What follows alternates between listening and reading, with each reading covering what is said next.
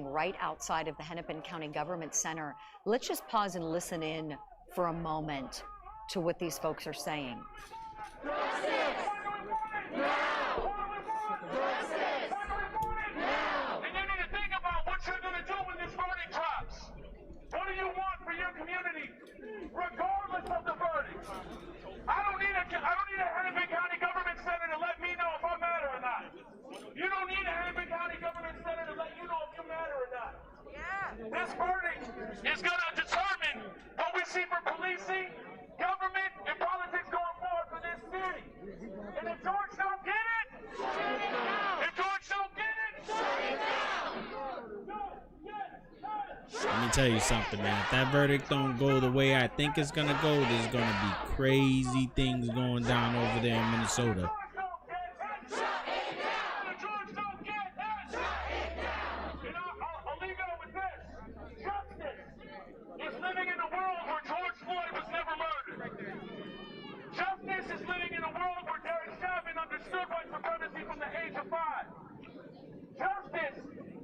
There's a lot of these folks here, a lot of these white faces, having conversations with their family members, with their counterparts, with their co-workers. The work is going to need to continue going forward regardless of the verdict. We can celebrate for a day, but we need to continue this work going forward. We can celebrate for a day, but we need to continue this work going forward. We can celebrate for a day, but we need to continue this work going forward.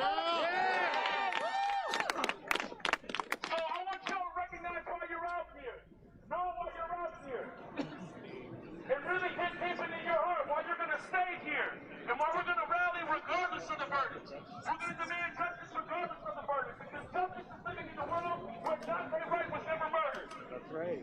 Justice is living in a world where an excuse, oops, I reached for my page and I have my gun, it's not a reality. Justice is living in a world where Minnesota has not been the nation and based on the failures of education, employment, and law enforcement. It's true. It's true. And we came out here for George Floyd. What's his name? George Floyd. Say his name. George Floyd. George Floyd. George Floyd. It's messed up what happened to that man.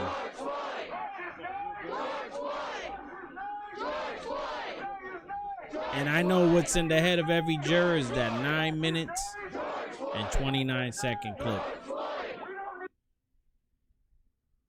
Okay, and the video froze just a moment ago, but chanting his name, say his name, George Floyd. And that was how the state began their closing arguments yesterday, saying his name was George Perry Floyd Jr. That was how the state started its closing arguments for the jury. A reminder, a very powerful reminder, what this case is about. At the end of the day, it is about the man who died on May 25th, 2020. Yep. And the question for the jury to decide is one of responsibility, whether Derek Chauvin was ultimately the person or one of the persons responsible for George Floyd's death. And before we started watching this video of those gathered around the Hennepin County Government Center, we were talking about the very young bystander witnesses who watched that horrific incident unfolding. We talked about Darnella Frazier. There was also a 9-year-old who was called to give testimony, and we do have a clip of her testimony. I want to play it for you now. Tell us what happened after you saw the ambulance come. Yes, the ambulance had to push him off of him. And how did that happen? Did they simply come in an ambulance and then go up to push him off, or what happened? They asked him nicely to get off of him. And when they asked him nicely to get off of him, what did he do? He still stayed on him. And this is a 9-year-old. This is a 9-year-old watching all of this shit transpire. And you know, hearing that young child establish that fact, it was very important for the prosecution to get that fact. One, for them to show that it was unrelenting, the force that was applied to George Floyd's body. And getting it from a 9-year-old, it made me think, well, why wasn't this elicited perhaps from an older witness? Did this 9-year-old child have to give that testimony? And the answer is yes. There was a reason the prosecutors put on her testimony, and that is because of what they hope to do if they're able to obtain a conviction, and that is to have this go to an aggravating factor that the court could consider at the time of sentencing. So if there's a conviction and there is a minor child present with a crime of violence such as this one, then they want to create an impact on that jury. That's what they want to do. Now, what I want to do is play a clip from Special Prosecutor Steve Slisher. Let's watch. His name was George Perry Floyd Jr., and he was born on October 14, 1973, in Fayetteville, North Carolina. To his parents, George Floyd Sr. and Larcinia Jones Floyd, Sissy, the matriarch. Now, you met George Floyd's brother, Philonise, and you heard all about Sissy Floyd. She was George Floyd's mom. She was the mom of the house. She was the mom of the neighborhood. And you heard about the special bond that she and George Floyd shared during his life. You heard about their relationship, how he would always take time, special attention to be with his mother, how he would still cuddle with her in the fetal position. Hello and welcome back to Court TV Live. I'm Michael Ayala. I have taken over the anchor chair from Julie Grant, but she remains with us here in studio. We'll continue to talk to her and other anchors and our reporters about this historic decision that we're awaiting right now. Again, we do have a verdict in the case of Minnesota versus Derek Chauvin. Our understanding at the moment is that everyone is in place. The jury is in the courthouse at the moment. The judge is there. Not sure if they're in the courtroom just yet, but we do know that Eric Nelson, Derek Chauvin are all in the courtroom as well. And in just a few minutes, we are expecting them to read this historic verdict. I want to bring in all of our gang. Of course, we have Julie Grant, who remains in studio with us. Our lead anchor, Vinnie Politan, is here as well. And out in Minneapolis, we have Chanley Painter and Julia Janae. They've been live in Minneapolis from day one. Chanley, let me go to you very quickly. You know, we just looked outside and we saw some chanting. We saw a veritable bouquet of humanity out there protesting, still making the point that even after the verdict, no matter what it is, there's still work to be done. Give me a sense of what you've seen. I know you've spent a lot of time roaming around the city and taking in what's going on. Give me a sense of how this city is anticipating or the feeling towards this verdict that's coming in just a few minutes. The city of Minneapolis has been preparing for months for this trial, for the verdict, even formulating Operation Safety Net, which has different phases of level of security. For example, they've invested millions of dollars in infrastructure. You can see the huge chain link fences, the concrete barriers surrounding the fortress that is the courthouse where this verdict will come down. And that space that we're watching right now is one of those First Amendment spaces they have designated for those who want to protest and to gather during this time. They have that opportunity to do so. And of course, all around downtown, we have the military presence, and the magnitude of which is still really unreal to see firsthand, and it's nothing like we've really ever seen. But this is something that the city expected, and this crowd is growing by the minute, Michael. As people are learning that there is a verdict in this historic case, more and more are coming downtown to be a part of it. We expect this to grow and to continue. I think he is going to be found guilty. We learned that school was being let out early today. I don't know about all three charges, but I think he's going to be found guilty. Are going to have in-home sessions the rest of the week. Preparations. There's, the Cup Foods. George Floyd Square has a presence as well. We're expecting all of the safety precautions to be in place and hoping and praying that it's all peaceful and everyone stays safe. Oh, absolutely. No question. Julia Janae, let me check in with you very quickly. I know you've had an opportunity to do some interviews with folks on the street. We've played quite a few of them here on my show, I know, and throughout the day here at Court TV. Just from talking to people out there, and I'm sure you've talked to people who didn't want to be interviewed, people who were interviewed on camera, and it seemed like from things that I've been able to discern from those interviews People are hopeful for justice. Now, what do you think they're thinking justice is in this case?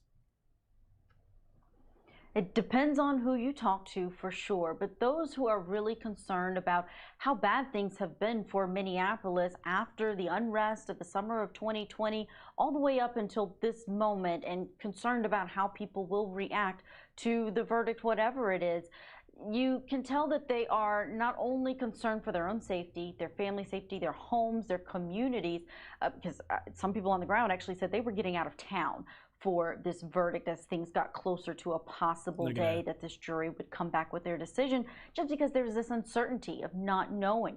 But there were others who did say that despite the fact that there are expected protests, that there will be demonstrations and the possibility of riots depending on what the outcome is, they said that this was important for healing for their community because of everything that has happened. If everyone can watch this and it be the culmination of what has been just unrest for many, many, many months for this area. They believe that it was important for this trial to be held here. Now, when we talk to those community activists, those who have been pushing for racial equality, for them, the justice in this case is only a conviction, and really it's a conviction of murder and not that lower charge of manslaughter in this case. But most are looking for at least some kind of a conviction to just show that if an African American man who is unarmed is killed by police, that there will be consequences for that. So a lot is riding on this case, despite the fact of what happens inside this courtroom or what happened in the courtroom. There are people who have tacked on other cases that they felt didn't get handled the way that they felt it should have.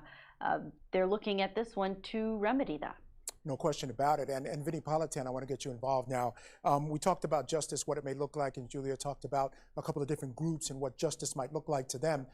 I want you to put on your criminal defense hat now. I know that's difficult for you, but I want you to do that for us. And I want you to take a look and think if perhaps there was a fair trial for Derek Chauvin here.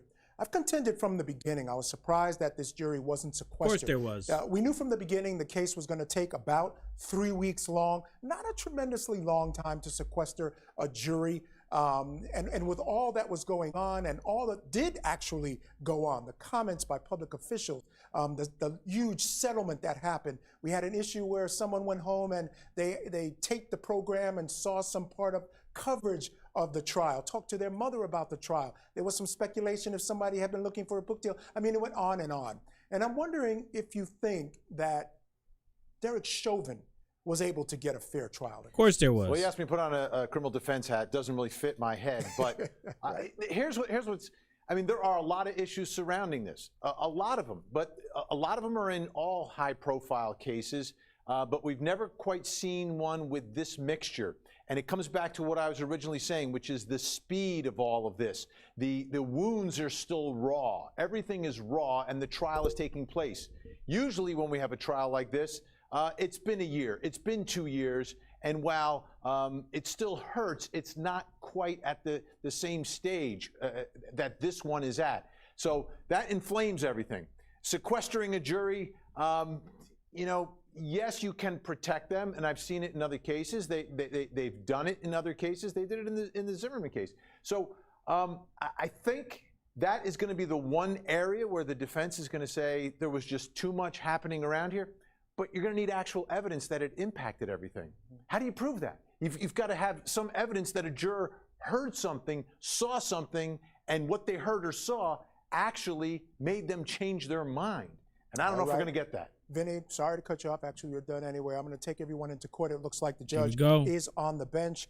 Here we it is go. time, I believe, for the reading of the verdict.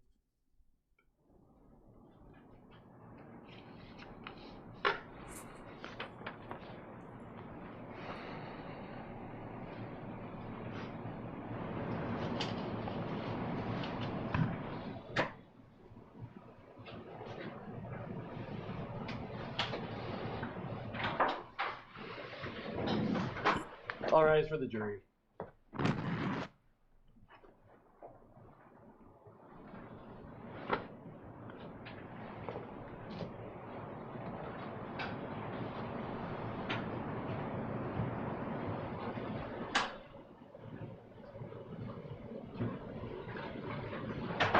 Please be seated. Members of the jury, I understand you have a verdict.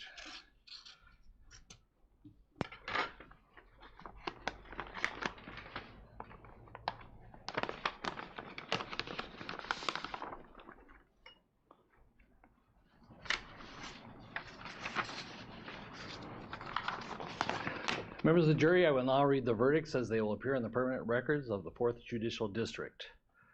State of Minnesota, County of Hennepin, District Court, 4th Judicial District. State of Minnesota Plaintiff versus Derek Michael Chauvin, Defendant. Verdict, Count 1. Court File Number 27, CR 20-12646. We, the jury, in the above entitled matter as to Count 1, unintentional second-degree murder while committing a felony, find the defendant guilty. Guilty. Verdict agreed to this 20th day of April 2021 at 1:44 p.m. Signed, juror foreperson, juror number 19. Same caption, verdict count 2. We, the jury, in the above entitled matter as to count 2, third-degree murder, perpetrating an eminently dangerous act, find the defendant guilty. Guilty. Verdict agreed to this 20th day of April 2021 at 1:45 p.m. Signed by jury foreperson, juror number 19. Same caption, verdict count 3. We, the jury, in the above entitled matter as to count 3, second-degree manslaughter, culpable negligence, creating an unreasonable risk, find the defendant guilty. This verdict Guilty. agreed to this 20th day of April 2021 at 1:45 p.m. Jury foreperson 019. Members of the jury, I'm now going to ask you Guilty of individually if these are all true and correct charges. verdicts. Please respond yes or no. Juror number 2, are these That's your true 40 and plus correct years verdicts? right there. Juror number 9, are these your true and correct verdicts? Yes. Juror number 19, are these your true and correct verdicts? Yes. Juror number 27, are these your true and correct verdicts? Yes. Juror number 44, are these your true and correct I hope verdicts? they throw the fucking book at him. Juror number 52. Oh are these man, your I true hope and they give correct him the verdicts? fucking max. Juror number 55, are these your true and correct verdicts? Yes. Juror number 79, are these your true and correct verdicts? Yes. That fuck. Juror number 85, are these your true and correct verdicts? Yes. Juror number 89, are these your true and correct verdicts? Yes. Juror number 91, are these your true and correct verdicts? Yes. Juror number 92, are these your true and correct verdicts? Yes. Are these your verdicts? So say you one, so say you all. Yes. Members of the jury, I find that the verdicts as read reflect the will of the jury and will be filed accordingly. I have to thank you on behalf of the people of the state of Minnesota for not only jury service, but heavy-duty jury service. Look at the way he's looking, like if he's confused about what he's listening back to. into your usual room, and I will join you in a few minutes to answer questions and to advise you further. So, all rise for the jury.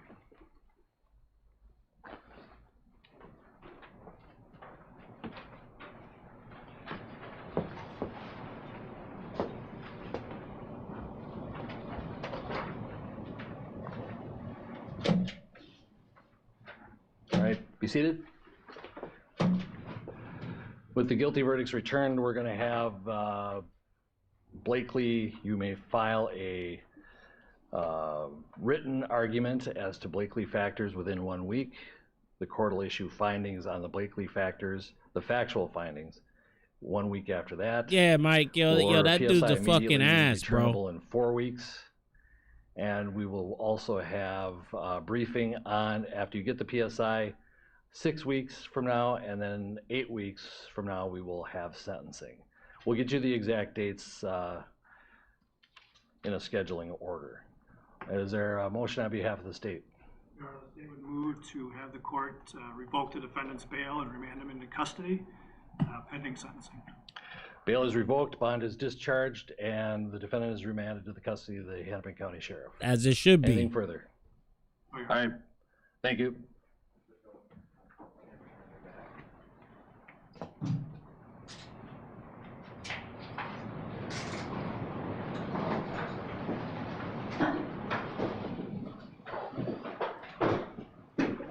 We're adjourned. I mean, the video was clear as day, man. Anybody looking at any of that footage knew that he was wrong. Knew it. Counsel, dates. I can send you.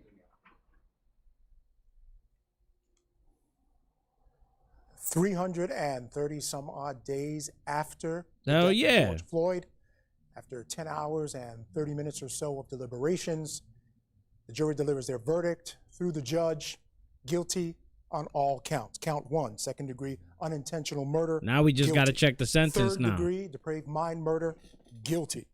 And manslaughter, culpable negligence, guilty. We thanked them for their service and called it heavy-duty jury service, which certainly it was. Just an incredible moment there in the court, an historic verdict. You heard the cheering from outside, folks happy clearly with that verdict. That's what they had been hoping for. Hopefully that city and our country and in fact the world can move forward now, begin to heal. There are still a number of other issues, as we heard from the crowd earlier. We cannot stop the work. The work will not stop. But as for right now, in terms of what this country was looking for in terms of healing, this verdict may have been it. All right, let me bring in our incredible crew here. We have at Court TV, we have lead anchor Vinny Politan in studio. Of course, Julie Grant, anchor as well, here in studio and out in Minneapolis. We have Julia Janae and Chanley Painter, our legal correspondents. And Vinny, I'll start with you. Love to get your reaction to the verdict. It was not unexpected, but you know, the tension just in here in the studio was unbelievable. Well, ultimately, it comes down to what are the facts and what is the law. And when we heard what the instruction was and we watched this case play out inside the courtroom, I think it was easy for this jury to put things together. And they did it quickly. It's unanimous, as everyone knows. They all because it agreed was to this. common The sense. top charge, Common sense. second-degree murder for a police All you had officer. to do was just watch the footage. Think about what this means for Minnesota. I mean, it took a long time for a police officer to ever be convicted. Now you've got one convicted of second-degree murder in less than a year. I hope the takeaway from all of this is that each case gets judged on its own facts. And this jury of ordinary citizens came in and sat there in judgment of Derek Chauvin and what he did. And they saw exactly what he did. There was no question because there was a video of everything. And they determined. Yeah, but you know what, man? There were videos of those other murders that occurred, and officers didn't get convicted. Jury, 7 women, 5 men, 6 white, 4 black, 2 of mixed race, going in and doing a job ranging in ages from in mid-20s all the way up to 60. Julie Grant, let me bring you into the conversation. Love to get your feelings about the verdict. Michael, thank you. First of all, I hope that this verdict gives the Floyd family some sense of comfort and peace. I know that it is no substitute for George Floyd's life. I know that his life was invaluable and no amount of money or no decision. There was no by a reason jury why could ever bring that him back officer or needed to replace have the that void that's in his their knee on hearts. his neck But that I would long. hope that they feel No some reason. He sense was of already in justice handcuffs. and some sense He was already of in comfort handcuffs. after this, that they can You could have sort stood of him up against the close wall. this chapter for those who are victimized in homicide cases. I think a lot of it is about closure. So I hope today they can close a very upsetting chapter of their lives and try to move forward and try to live their best lives under the circumstances. We know their lives have been changed forever after his death, but I hope that I hope and pray that this gives them some peace and comfort. And I have to hand it to all of the lawyers involved in this case. The prosecutors, they tried a really comprehensive case. They really went above and beyond. I could just see in Now, watching hopefully them how shit many doesn't get hours of violent, but still. preparatory work were put Even with this to win, gathering all of the hopefully witness shit doesn't get testimony and violent. evidence and making sure it was all presented. I have to say, I felt like no matter what the outcome was going to be, you could definitely hand it to this team of prosecutors that they used every resource available to them and gave the jury their all to consider. And for Eric Nelson, I certainly think he tried a very respectable case. He had an uphill battle to climb from the outset. We knew that, but he certainly did a fine job, and these lawyers were all very civil to one another, so they all deserve to be commended, as does the judge, for running an excellent trial and keeping this jury focused on the facts and the law so they could do what they did today and arrive at a verdict, Michael. Yeah, well said, Julia. Julia, excuse me. And I think that, you know, This was a perfect example. If we're going to have cameras for the first time for a full trial in the state of Minnesota, this was a perfect example of what the justice system should look like. Fantastic attorneys on both sides, a judge who had true control of the case, just a really prime example of our justice system at work. Let me bring in our two intrepid reporters who have been out in the field since before this trial began. Julia Janae, Chanley Painter, I'd love to get your response to this verdict. I know you have a perspective of this case that none of us can equal because of you guys being on the ground from the beginning. Truly appreciate all the incredible work that you guys have done out there. Let me start with you, Chanley. Love to get your reaction to the verdict. Yeah, what a historic moment, something that community right there at George Floyd Square has been waiting for. This is a site that we visited many times. We've spoken to the community members. We've spoken to the owners of the Cup Food store there about what is next for that square, and all have been saying that a conviction, a guilty verdict would go a long way in the healing process for that community and for really everyone that's been affected by what happened to George Floyd. And there's still a lot more healing to go, but this is something that I know we can hear. I'm sitting here in downtown Minneapolis and I can hear inside this building reaction. I can hear horns honking. I can hear helicopters. It is echoing throughout the city, and I know that we've been in touch with the family. We've interviewed many members of the family of George Floyd, and this is something that they've all told us that they've been praying for, and their prayers, Michael, were answered. Yeah, we are looking at live video from around George Floyd Square, around the Hennepin County Government Center. And as you can see, this case affected just all manner of all walks of life. You have young folks, older folks, white, black. This case was important to so many people for so many reasons. Julia Janae, would love to get your response to the verdict. Michael, you know, watching all of the people there in George Floyd Square, where we have been on the ground multiple times over the last 11 months, I get chills seeing everyone there, even when they were just getting there, knowing that a verdict was going to be read, because this has been a spot where people have really almost considered a pilgrimage to of sorts when they want to pay respects for George Floyd. Yeah, that's a they big want to memorial, come and man. honor this area. You see there's actually a chalk outline of him in the middle of that screen, that blue that you see. They have it outlined where his body was laid down during that arrest. Wow. And now it says, "I can breathe now," because you see those angel wings on his back.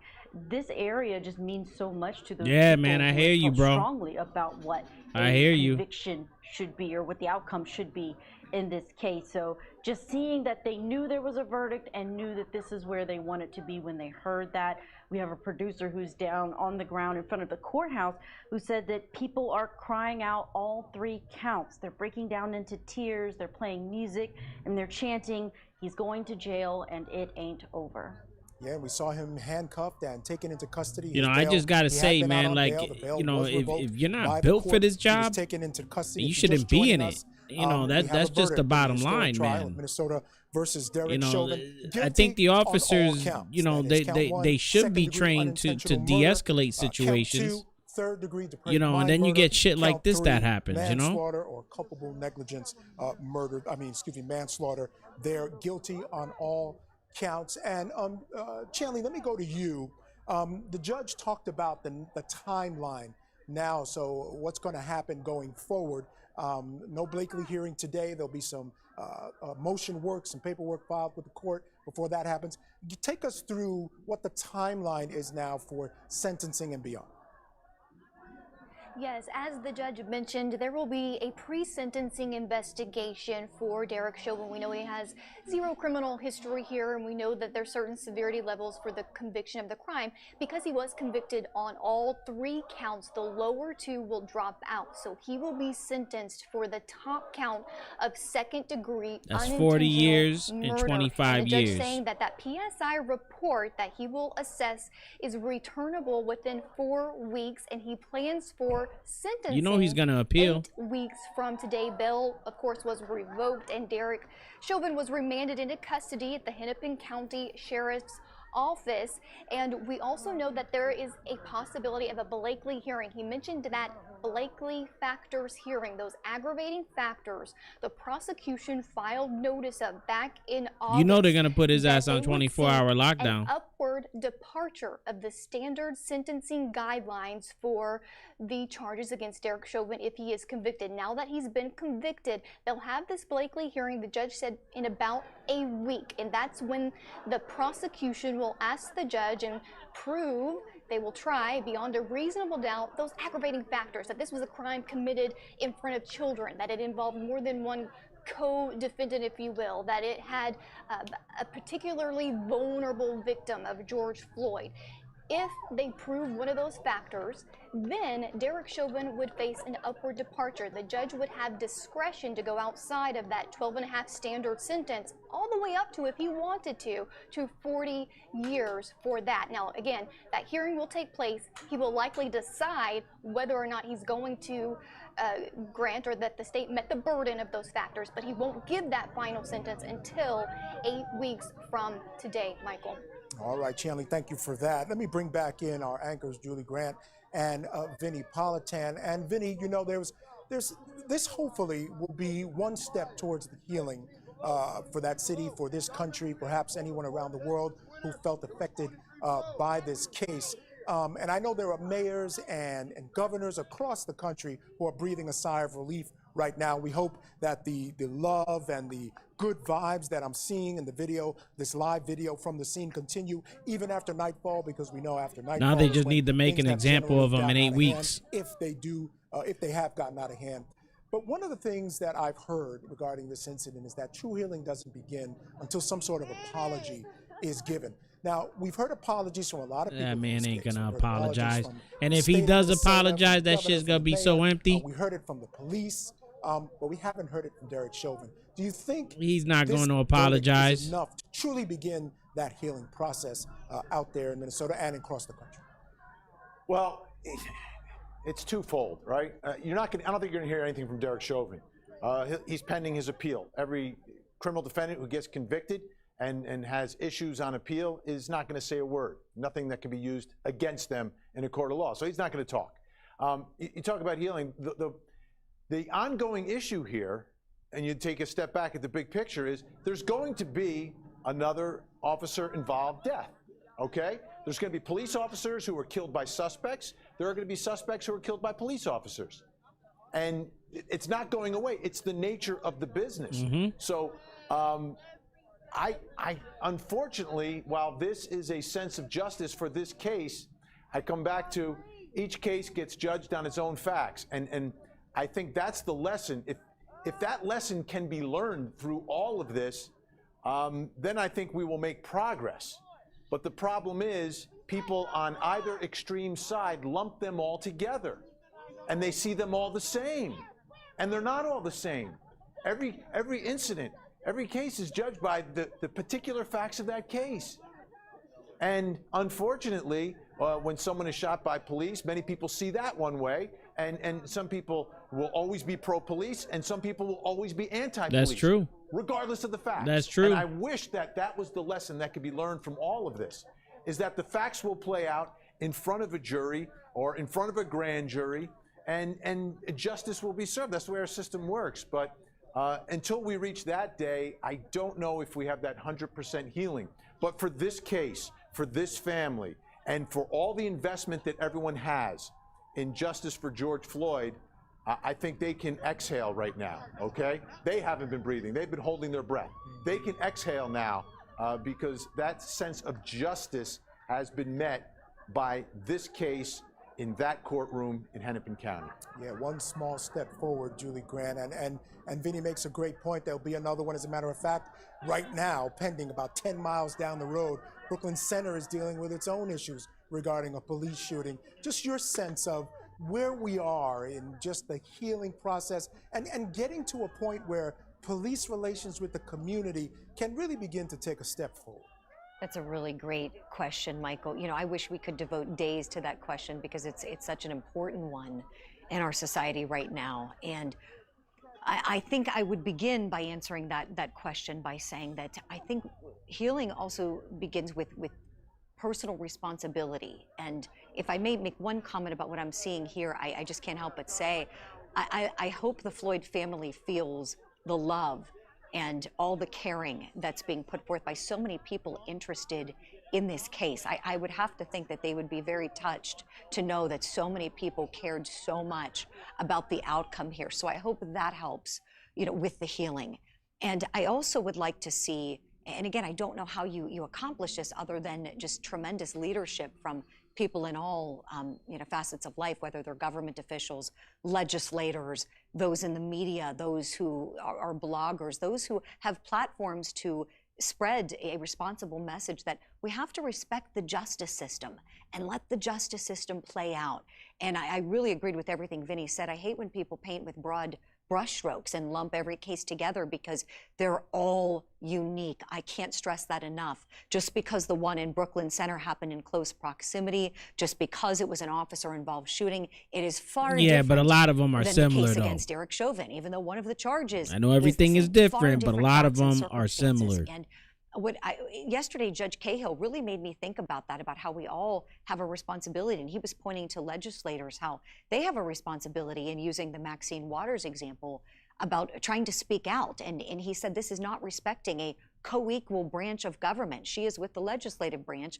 I'm with the judicial branch, of government, and we have a system, we have rules, we have a process. And that is we're true. We're not a nation where mob mentality But we're still rules, human. and we can't just force things We're to still happen. human. We have to respect rights. And she is so black. I would hope that maybe So, a lesson of listen, I know she's responsibility and feeling what are some we kind doing of to way respect because of the this. justice system. Let it play out because it does work. Look what happened today. I mean, the system, if we let it play out the way the rules are constructed, the way rights are there to protect those who are accused and those who are victims of crimes, there are rights in place for a reason, and the system is constructed for a reason. And I do You think can't at blame the her end of the either. day, we have the best justice You can't blame system her. in the world. And I don't have all the answers for healing, and I think referendum is a wonderful thing, but it belongs outside the courtroom, not in the courtroom. And that's a point I think we can't stress enough.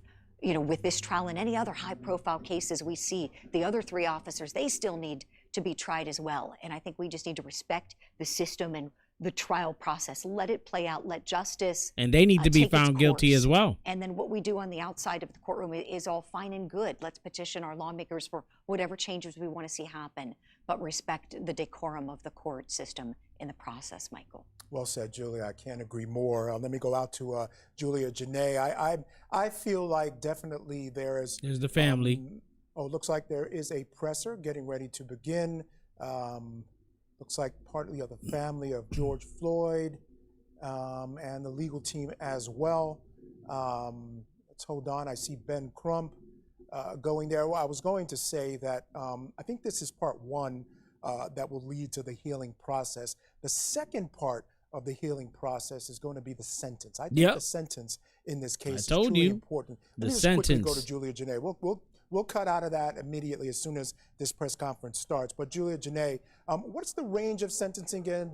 Chanley touched on it. And I want to get your thoughts on whether you agree with me that while the guilty verdicts were important, I think the second part here of what type of sentence is handed down here. They said 40 for the first charge. Sentencing is for sure going to be equally and 25 for the We've second. got 8 weeks to prepare for that and understand what that will be, especially with the Blakely hearing, to determine how this judge can sentence. And we've been talking a lot about the maximums under the statute in Minnesota for those charges that we know Chauvin is now convicted of, and that's the top count: second-degree murder, third-degree murder, and then second-degree manslaughter. The top count is 40 years under the statute that he could be convicted up to. 25 years for third-degree murder and 10 years for second-degree manslaughter. But there are sentencing guidelines in Minnesota that judges typically go by when they are handing down a sentence. And they look to this based on the person's criminal history, the severity of the crime, and what they have in their background. We know Derek Chauvin has no criminal history, so he's on the lower end of this grid.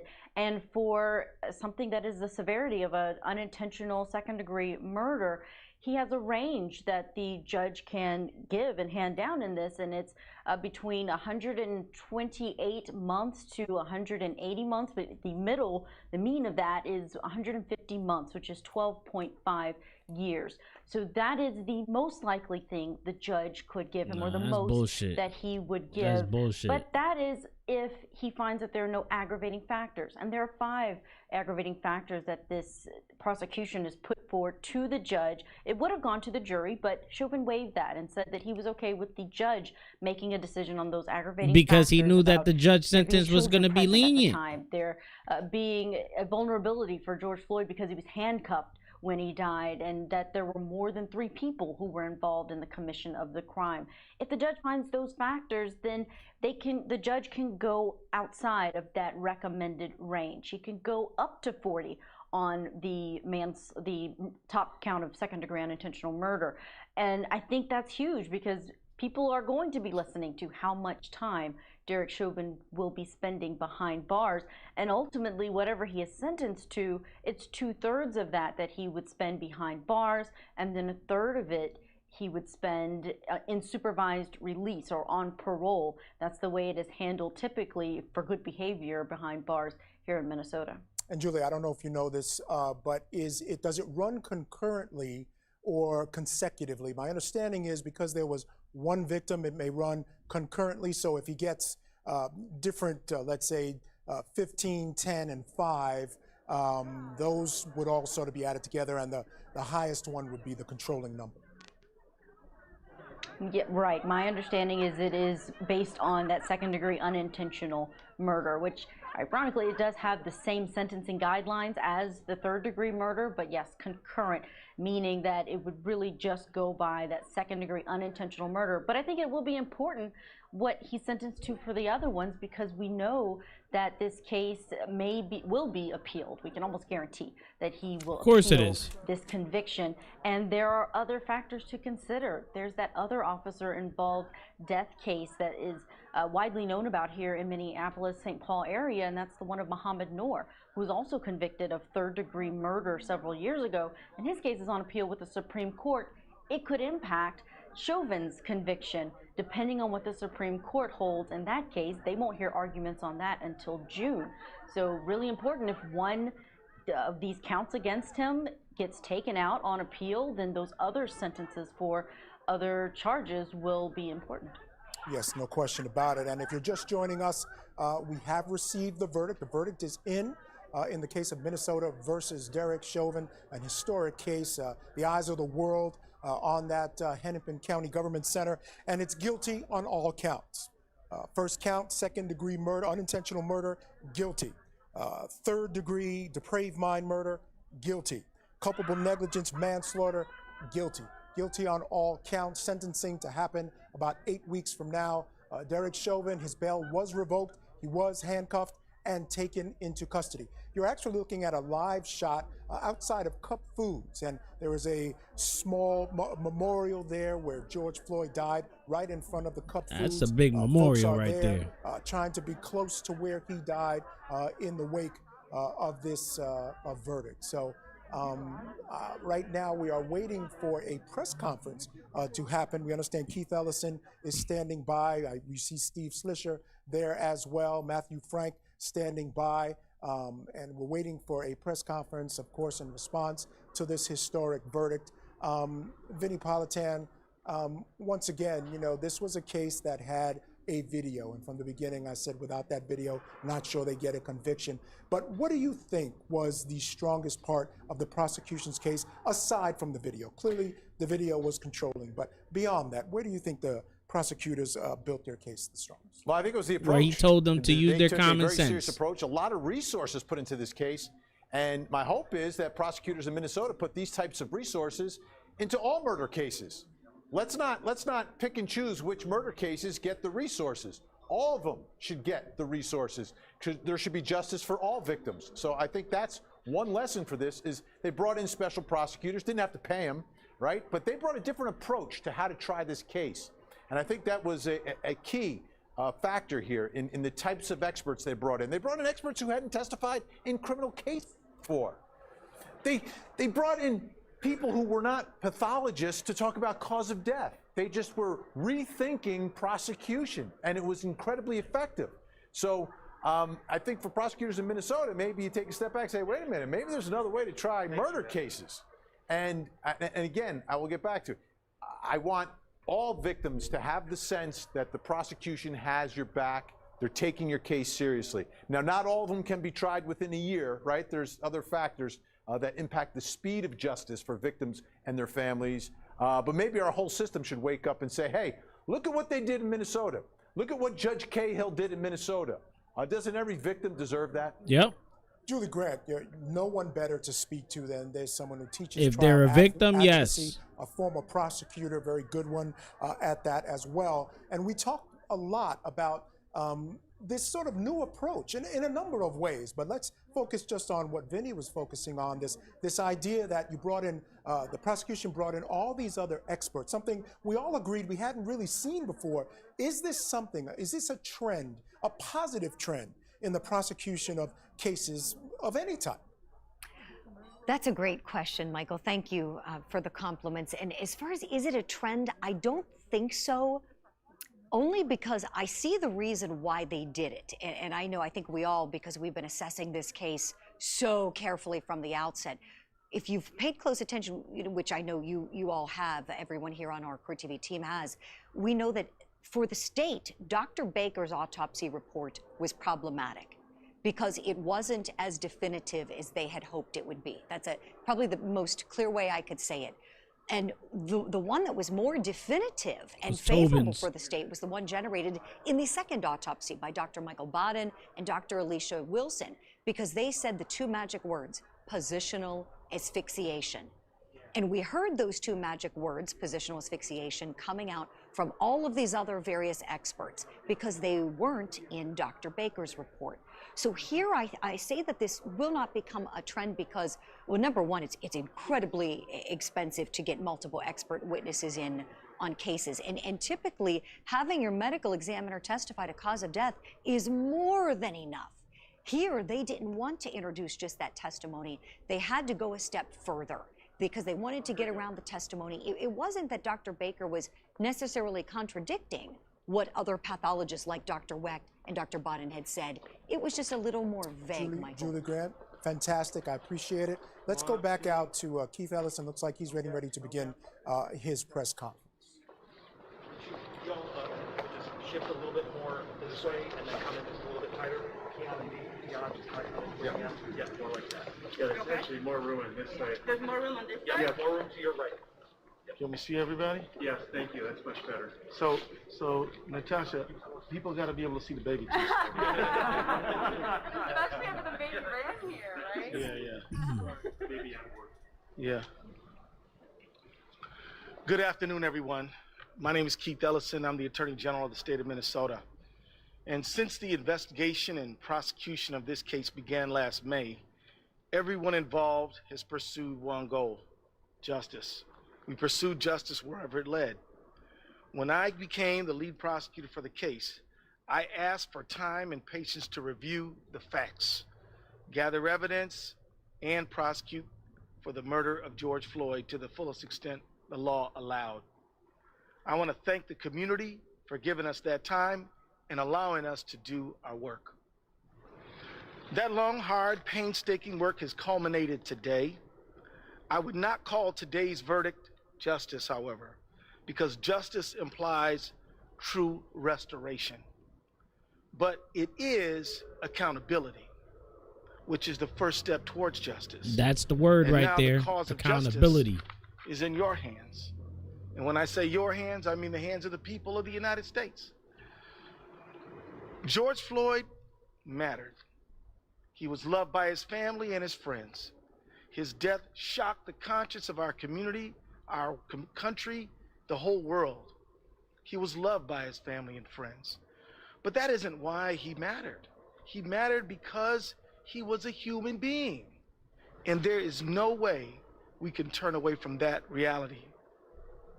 The people who stopped and raised their voices on May 25th, 2020, were a bouquet of humanity, a phrase I stole from my friend Jerry Blackwell.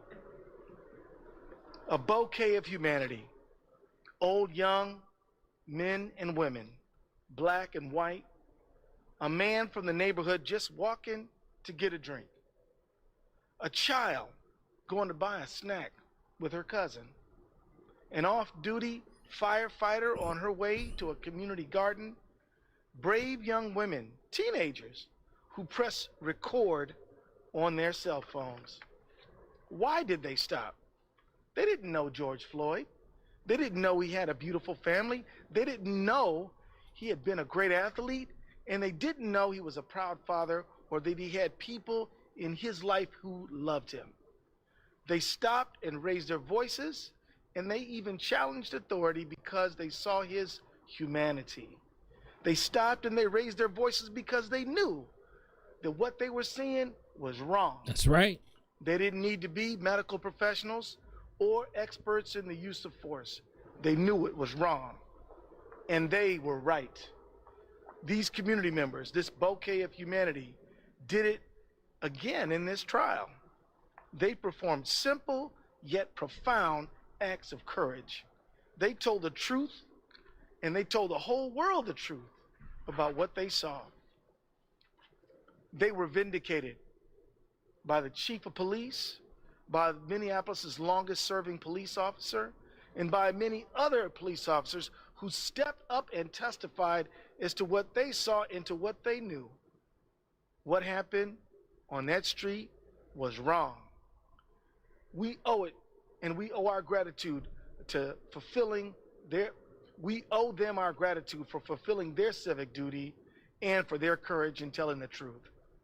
To countless people in Minnesota and across the United States who joined them in peacefully demanding justice for George Floyd, we say, all of us, thank you. In the coming days, more may seek to express themselves again through petition and demonstration. I urge everyone to honor the legacy of George Floyd by doing so calmly, legally, and peacefully. I urge everyone to continue the journey to transformation and justice. It's in your hands now. I also want to address the Floyd family, if I may. Over the last year, the family of George Floyd had to relive again and again the worst day of their lives when they lost their brother, their father, their friend. I'm profoundly grateful to them for giving us the time we needed to prosecute this case. They have shown the world what grace and class and courage really look like. Although a verdict alone cannot end their pain, I hope it's another step on the long path toward healing for them. There's no replacing your beloved Perry, or Floyd, as his friends called him, but he is the one who sparked a worldwide movement, and that's important. We owe our thanks to the men and women of the jury who gave many hours of their time and attention to carefully listening to the evidence, weighing the facts, rendering a verdict. They are regular people from all walks of life, a lot like that bouquet of humanity on that corner on May 25th and in that courtroom. They answered the call, and they served in a landmark trial. They now deserve to return to their lives. If they ask you to respect their privacy, we ask you to honor that request. I want to acknowledge the remarkable team that helped us prosecute the case. We put everything we had into this prosecution. We presented the best case that we could, and the jury heard us, and we're grateful for that. We had the sole burden of proof in the case, and history shows that winning cases like these can be difficult. I'm proud of every hour, every minute, and every ounce of effort we put in this case. And let me tell you, we spent many hours working on this case, did we not? We, week after week, committee meeting after committee meeting, this team never let up and it never quit. We fought every day, and we did it together. The Attorney General's office together with the Hennepin County Attorney's office. Thank you, sir. And we did it together. I'm deeply grateful to everyone who worked on the case. Most of these folks will tell you it's a bad idea to put together a team of all Michael Jordans. nobody would want to pass the ball. This team, that was their true strength, is sharing the load, passing the ball, understanding that all of us together are smarter than any one of us alone. And that worked. Although the verdict has been rendered, this is not the end. In the coming weeks, the court will determine sentencing, and later this summer, we expect to present another case. We will not be talking about that. This verdict reminds us how hard it is to make enduring change. And I just want to finish by sharing some important historical legacy, if you allow me. In 1968, the Kerner Commission was formed to investigate the causes of uprisings across major American cities. And a man named Dr. Kenneth Clark, a famous African-American psychologist who, along with his equally accomplished psychologist wife, Mamie, contributed to compelling research in the Brown versus Board of Education case. And Dr. Clark testified at the Kerner Commission. And I want to quote you what he said. I read that report, the one in the 1919 riot in Chicago, and it was as if I were reading the report of investigating the committee of the Harlem riot in 1935, the report on investigating the Harlem riot in 1943, and the report of the McCone Commission on the Watts riot. I must say again in candor to you, the members of this commission, it's like a kind of an Alice in Wonderland with the same moving picture reshown over and over again, the same analysis, the same recommendation, and the same inaction. Those are the words of Dr. Clark in 1968. Here we are in 2021. Here we are in 2021, still addressing the same problem.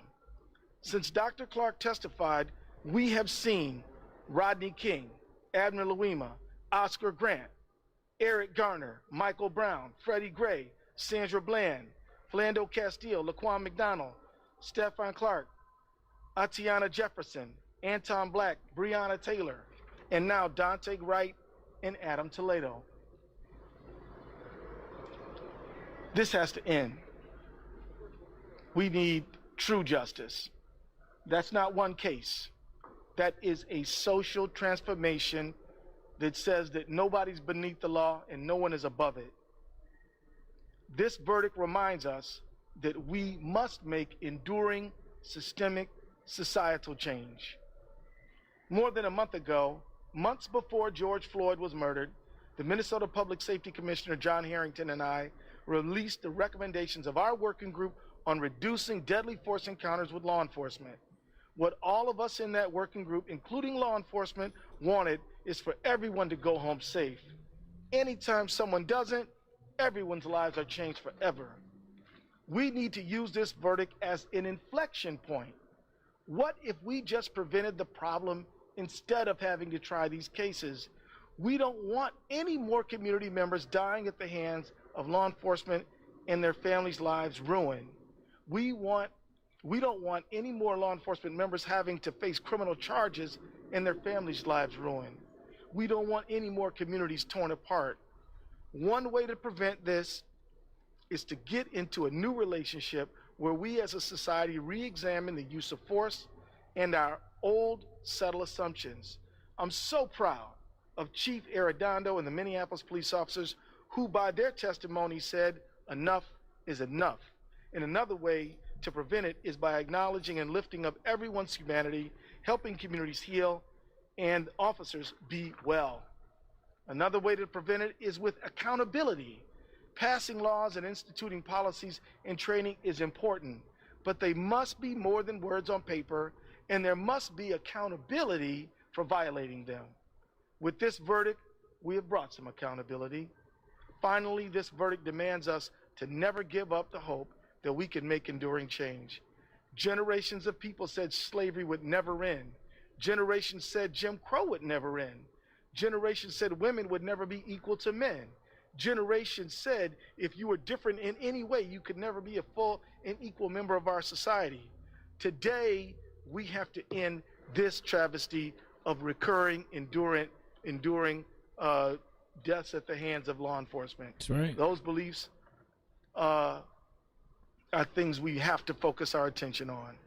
And as I now do close, I just want to say to you, the work of our generation is to put unaccountable law enforcement behind us. It's time to transform the relationship between community and the people who are sworn to protect them from one that is mistrustful, suspicious, and in some cases terrifying, into one that is empathetic, compassionate, and affirming. That will benefit everyone, including police officers who deserve to serve in a profession that is honored, in departments where they don't have to worry about colleagues who don't follow the rules. Now that work is in your hands. The work of our generation is to put an end to the vestiges of Jim Crow and the centuries of trauma, and finally put an end to racism. We can end it.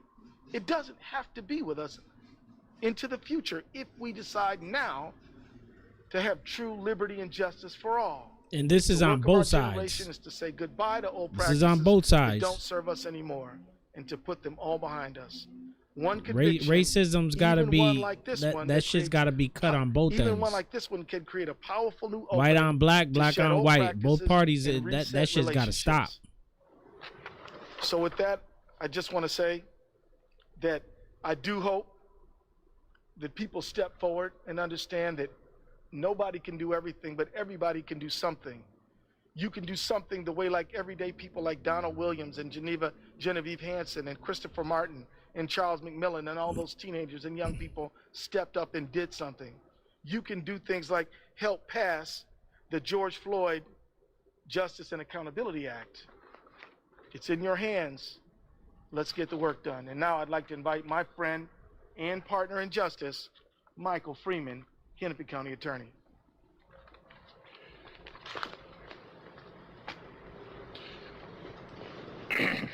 Thank you, Mr. Attorney General.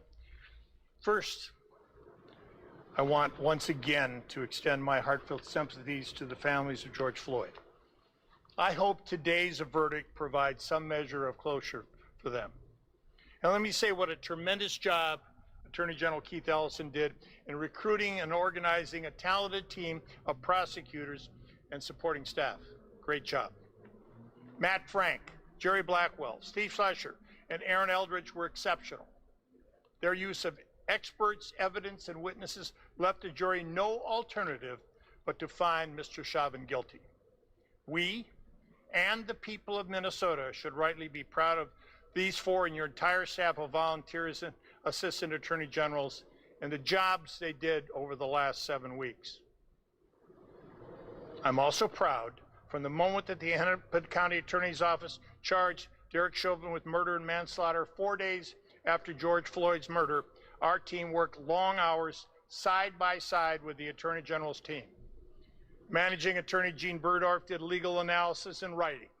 Assistant Hennepin County Attorney Joshua Larson did witness prep and strategy development. And Vernona Boswell, manager of our Victim Services Division, has been in direct contact for nearly a year now with the family of George Floyd.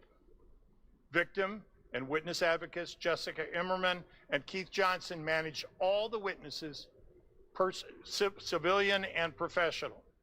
My two deputies, Lolita Iowa and Andy Lefevre, and I supplied strategic advice and coordination to this talented team 24/7.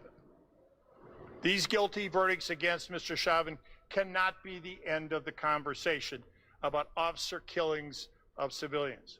We need to prevent these killings in the first place. The Minnesota legislature, as it moves into the final 3 weeks of the session, must pass a number of bills that will make policing fairer and safer for all, but especially for black men and women and other people of color. They need to focus on I've been lobbying de-escalation. legislators to pass these critical bills. If they fail, then it will be time once again to have a statewide task force to hold hearings and come up with model legislation intending to put an end to these deaths. I am prepared to be part of that fight. Again, Keith, great job. Thank you, Mike. And now I'd like to ask the trial lawyers to share some thoughts if they have any But before I do that, I'd like to myself thank a number of people, and I'm just going to start by, why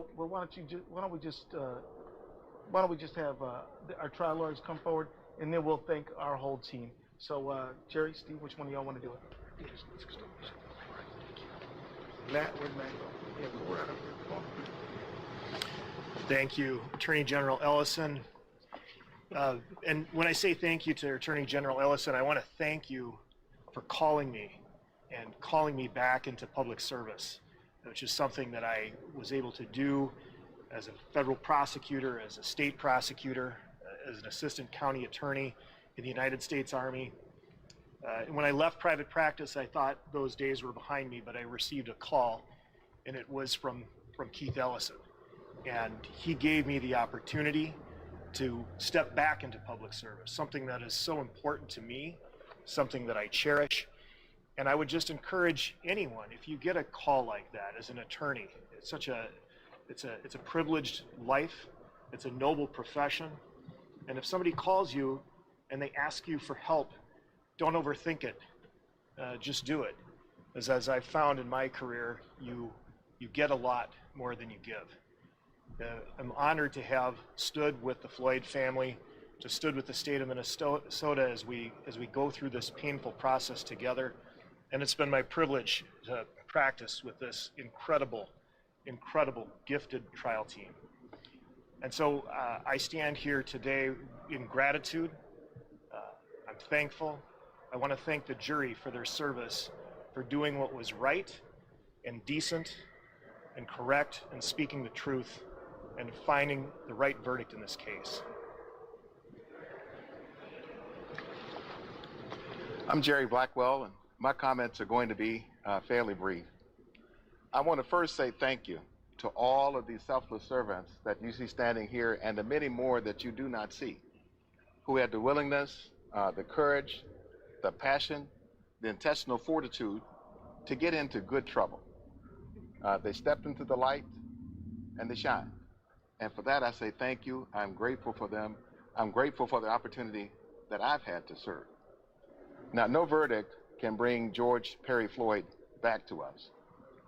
But this verdict does give a message to his family that he was somebody, that his life mattered, that all of our lives matter.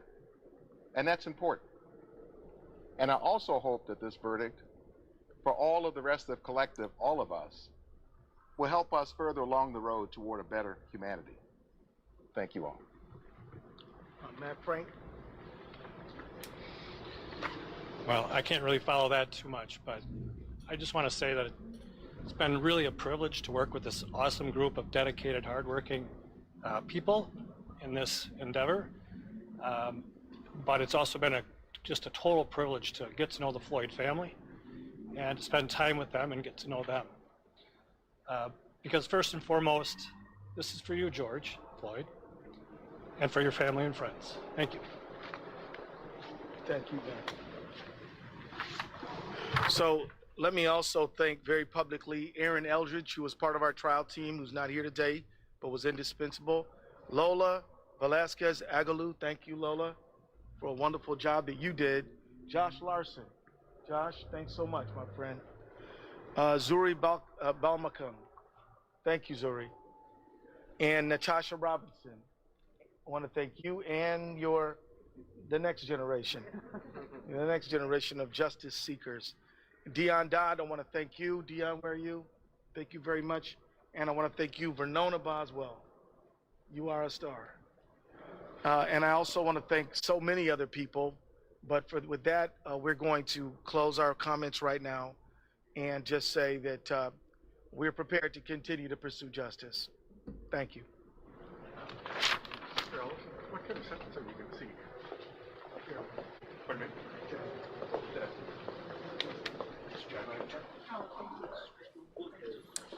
So the Attorney General of There you have Minnesota it. there, Keith Ellison, wrapping up his Guilty comments. We heard on from all Keith Ellison. charges. We heard from Mike Freeman, Well Hennepin deserved. County I'll